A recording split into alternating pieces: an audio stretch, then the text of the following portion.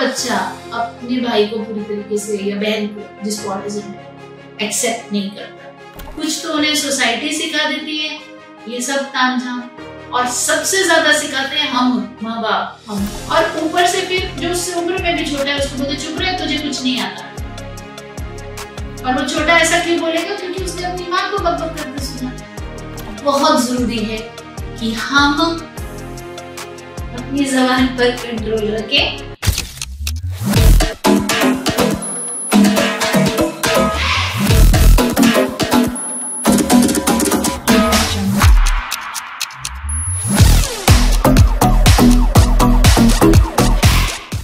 नमस्कार दोस्तों, मैं रजनी सिंह सशक्त एम्पावरिंग लाइव्स के हिंदी चैनल पर आप सबका तहे दिल से स्वागत करती हूँ। आज हम क्या बात करने वाले? आज हम बात करने वाले हैं भाई बहनों की इक्वेशन, सिबलिंग्स।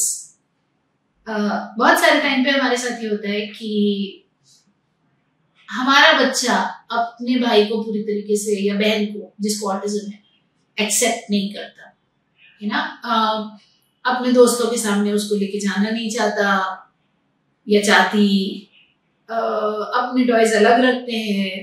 कई केसेस में ऐसा होता है, कई केसेस में नहीं होता, बच्चे बहुत प्यार से रहते, लेकिन कुछ केसेस में ऐसा होता भी है और माँ बाप का बहुत दिल टूटा होता है। वो मेरे पास आते हैं, बात करते हैं कि ऐसा हुआ है जी, मतलब ये पार्क में खेल रही थी तो ये एक मेरी स्टूडेंट के साथ हुआ, तो बोली मेरी बच्ची पार्क में खेल रही थी और मैं अपने इस बेटे को लेके पार्क में पहुंची तो फटाफट वहां से निकल गई अपनी सहेलियों के साथ।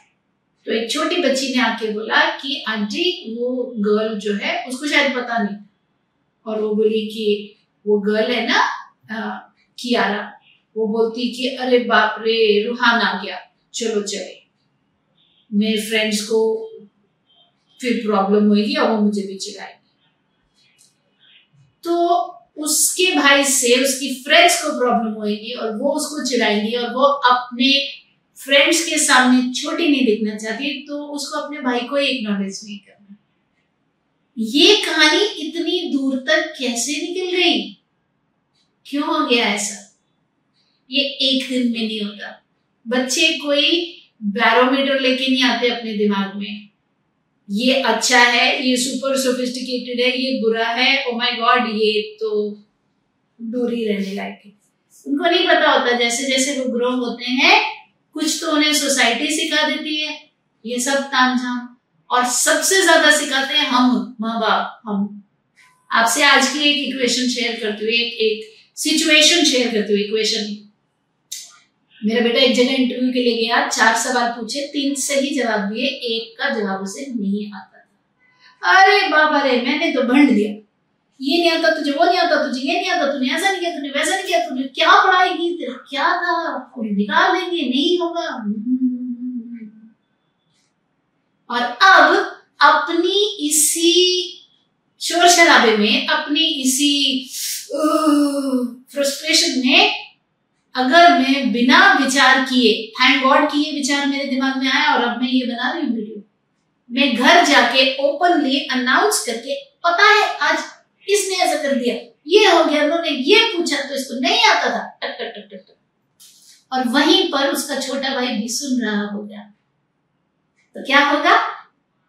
जब एक और टाइम पे मैं कहीं बाहर हूँ, ऑफिस में हूँ, डॉगी को घुमा रही हूँ, सब्जी लेने गई हूँ, कुछ भी, और उसके पापा भी घर पे नहीं है, ऑफिस में है या कहीं और है या कुछ भी, और सिर्फ वो दोनों लड़के हैं, क्या लगता है छोटा वाला कितनी तमीज से बात करेगा बड़े वाले से? नहीं करेगा। और बड़े वाले का कॉन्फिडेंस और गिर जाएगा। पहले ही ऑटिज्म की वजह से कॉन्फिडेंस लो होता है, क्योंकि उतनी बात वो बाकियों के साथ नहीं कर पाते, उतनी फ्लुएंसी से चाहे हमने जितनी मर्जी एफर्ट डाली हो, कहीं ना कहीं वो अटकते हैं। और ऊपर से फिर जो उससे उम्र में भी छोटा है उसको बोलते चुप रहे तुझे कुछ नहीं आता। और वो छोटा ऐसा क्यों बोलेगा? क्योंकि उसने अपनी माँ को बकबक करते सुना, क्योंकि माँ ने इंट्रोस्पेक्ट नहीं किया कि इसका क्या इम्पैक्ट हो सकता है, क्या दुष्प्रभाव हो सकता है। फिर बाद में रोती फिरेगी, मेरे बच्चे आपस में दोस्ती क्यों नहीं करते, मेरा बेटा अपने बड़े भाई की इज्जत क्यों नहीं करता, मेरी वजह से नहीं करता भाई। क्योंकि मैंने गलत स्टेप्स लिए, है ना। तो आज का ये जो टॉपिक है, भाई बहन का रिश्ता, भाई भाई का रिश्ता, सिबलिंग्स का आपस में, एक ऑटिस्टिक और एक नॉन ऑटिस्टिक, ये कंप्लीटली पूर्णतया पूरी तरीके से हम पर निर्भर करता है। हम बच्चे की क्या छवि बनाते हैं, ये तय है कि 10 में से 8 चीजों में हमारे बच्चे गड़बड़ करते ही हैं। ऑटिस्टिक बच्चे करते हैं यार, आपके भी मेरे भी। लेकिन अगर अब उस गड़बड़ के ऊपर हम शोर मचा दे दुनिया भर का, और उस बच्चे के सामने मचा दे जिसका दिमाग अभी बड़ा हो रहा है, तो वो तो इसको एवरी टाइम नहीं सोचेगा ना।